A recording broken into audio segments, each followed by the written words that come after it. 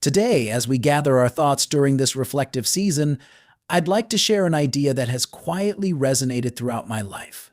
Everyone, gradually and inevitably, transitions from a state of vibrant sociability to a kind of solitary sociability. Solitude and sociability may appear contradictory, but in reality they intertwine and evolve as life moves forward. When we are young, we often choose to be sociable, eager to explore and experience the endless circles of life and relationships. It's a natural progression. We seek connection, meaning, and a sense of belonging. We are filled with optimism, inviting friends over, hosting gatherings, sharing meals, and engaging in conversations that linger late into the night. Home becomes a place of warmth and shared memories, where walls bear witness to laughter and friendship. During those youthful days, friendships feel like treasures. We believe deeply in sincerity and trust, thinking these bonds are unbreakable. Back then, we reveled in the joy of camaraderie. Visits to friends' homes or hosting them at our solidified connections, creating a tapestry of shared experiences. We treasured the idea of being close to others, believing in the purity of intentions and the strength of relationships. However, as the years pass, life's truths gradually reveal themselves. The world, which once seemed so open and promising, starts to show its complexities. Hypocrisy, fleeting interests, and the superficial nature of many relationships become evident. As the saying goes, those who approach red become red, those who approach ink become black. In a world where genuine hearts are increasingly rare, many of us find ourselves withdrawing from the once vibrant social landscapes we treasured. By the time we reach middle or later years, the drive to socialize diminishes. It's not that we lose our love for others, but rather that we come to value serene and ease. By then, we've seen much, experienced more, and grown more selective about where and with whom we invest our time and energy. The once frequent gatherings fade, replaced by occasional, more intentional interactions. Take Daniel, for instance. Now 50, he has found solace in seclusion. In his earlier years, he was warm and hospitable, eagerly inviting friends over. But as time passed, he noticed his friends no longer visited as often, and when they did, it was at a neutral venue like a restaurant. "You were so warm before. How have you become so indifferent now?" a relative once asked. Daniel explained that his lifestyle and priorities had changed with age. He now prefers the company of family, the serenity of gardening, or the simple pleasure of sipping tea alone. "Those who come and go frequently are often not true friends," he says. "Rather than forcing hypocritical pleasantries, I'd rather enjoy the freedom of being alone." This isn't uncommon. Many older adults adopt a similar rhythm, a life of seclusion interspersed with moments of connection. Socializing becomes more about quality than quantity. The bonds that remain are treasured, while those that fade are left in peace. In a way, this is a natural evolution, a step towards self-preservation and ease. But seclusion doesn't mean complete isolation. It's about setting boundaries and respecting the flow of life. Many elderly people, for instance, avoid visiting others' homes too often. They've learned that such visits can unintentionally cause inconvenience. Each family has its unique dynamics and routines, and an uninvited guest, even a well-meaning one, can disrupt the harmony. Take the story of Uncle John. Excited to reconnect with a high school classmate, he began visiting regularly, bringing food and drinks to share. At first, the classmate was welcoming, but as the visits continued, tensions arose within the classmate's household. "Every weekend you come to drink," his friend finally said. "My wife and children have started to complain." Uncle John realized too late that his enthusiasm had become a burden rather than a joy. Such experiences teach us the value of discretion and restraint in our social interactions. Over time, we learn to enjoy our own company, to embrace the seclusion that once seemed daunting.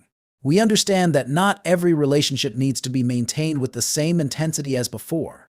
Mrs. Chen, another neighbor, shares a similar lesson. After retirement, she enjoyed visiting friends and chatting with neighbors. But one casual remark during a gathering about her daughter-in-law's behavior caused a rift within her family. What she intended as a light-hearted comment was misinterpreted, leading to tension at home. Now I prefer to dance with friends in the square and then go home, she says. No need to talk too much or stay too long. Life is simpler this way. In old age, even differences in economic status among friends can strain relationships. Visiting wealthier friends might create feelings of inadequacy, while hosting less fortunate ones can feel like an unintentional display of superiority. These dynamics, though subtle, contribute to the preference for seclusion. It's easier to live peacefully, focusing on one's own life rather than navigating the complexities of social comparisons. During festive seasons like Christmas, these feelings become even more pronounced. In the past, people eagerly visited each other's homes for New Year greetings or holiday meals. Now, many prefer the serene comfort of their own space, finding joy in small personal traditions rather than grand gatherings. Phones and video calls have replaced many face-to-face interactions, allowing people to connect without the demands of physical presence. This isn't necessarily a loss; instead, it reflects a shift in priorities. As life becomes more exhausting and relationships more nuanced, many find that seclusion offers the clarity and peace they seek. The once daunting prospect of being alone becomes a welcome reprieve, a chance to focus on what truly matters. Solitude teaches us to live well for ourselves. It's not about rejecting others, but about embracing the depth of our own existence. In a world that often feels rushed and impersonal, seclusion allows us to slow down and appreciate the simple joys of life. It's a form of self-love, a way to nurture our minds and spirits. As we age, it's natural to spend less time socializing and more time reflecting. But this doesn't mean we've lost interest in life or relationships. Rather, we found a different way to engage, one that prioritizes authenticity and inner peace. The love for family grows warmer, the need for external validation fades, and the beauty of seclusion takes center stage. So this Christmas, whether you find yourself surrounded by loved ones or quietly enjoying a cup of tea by the window, remember that both states are valid and beautiful ways to celebrate life. Solitude and sociability aren't opposites; they're part of the same journey, each enriching us in its own way. As we reflect on the past, we might recall the magic of childhood Christmases, those moments of running to see gifts under the tree or the joy of family feasts. Yet, with age, our appreciation of the season deepens. It shifts from external excitement to an internal gratitude for the moments of peace and meaning we create. This year, take time to craft your own traditions, whether it's a quiet walk through a snow-dusted park, writing letters to loved ones, or simply listening to your favorite carols as candlelight flickers. These intimate rituals are as profound as the grand celebrations of our youth. Thank you for sharing this moment with me. If this reflection resonates with you, carry its warmth forward. Whether through a thoughtful conversation or a serene moment of introspection, let's cherish the peace and depth this season brings. Life is a journey of transformation. Solitude in later years is not a sign of withdrawal, but a choice to live authentically, to cherish meaningful relationships, while letting go of superficial ones. It's about creating a life that feels right for where you are, one that aligns with your values and brings true contentment. Now, as the holiday season unfolds, take time to reflect on your own journey. What does seclusion mean to you? Do you find peace in it, or does the absence of past traditions leave an ache in your heart? Your story might resonate with someone else. If you found comfort or inspiration in this message, share it with a friend or loved one who might need a reminder that seclusion can be a source of strength.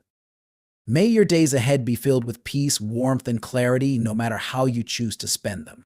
Let's continue exploring life's profound truths together, building a community where no one feels alone. Thank you for spending this reflective moment with me. Until next time, cherish your serene moments and let the light of this season guide you forward.